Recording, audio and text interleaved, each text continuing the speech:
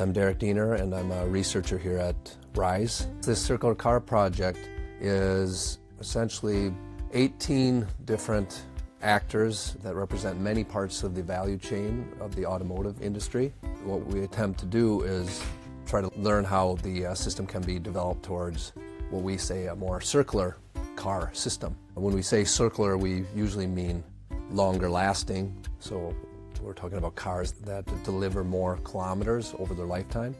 We're talking about using the cars more intensively, possibly. So getting unused resources, say parked cars, more used. Of course, there's some reuse of parts and some salvaging of parts as well, and there's some recycling that you can do at the very end of a car's life cycle.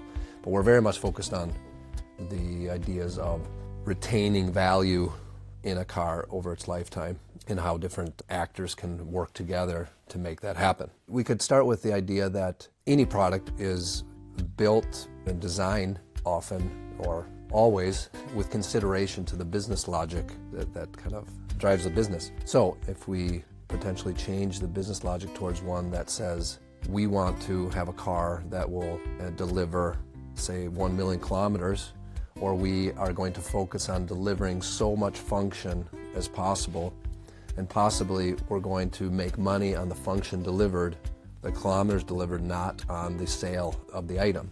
That essentially sends the signals to the design crew that says where we want all of a sudden a car to essentially live forever. If we have a business logic that says we want to deliver as many kilometers as possible because we're going to earn money on every kilometer, then the design logic will follow, and we essentially are pursuing the everlasting car. As opposed to today's system where the logic says we essentially want to sell a lot of cars, convince people that they want to have a new car after a couple of years. Whereas again, this logic says that we are going to focus on the stock of cars out there. Let's make money on all the cars in the fleet, and let's make as much money as we can on each during their lifetime and focus on extending the lifetime. In practice, this could be just dimensioning or choosing different components that are even higher quality, maybe designing components that are even higher quality that don't cost as much or don't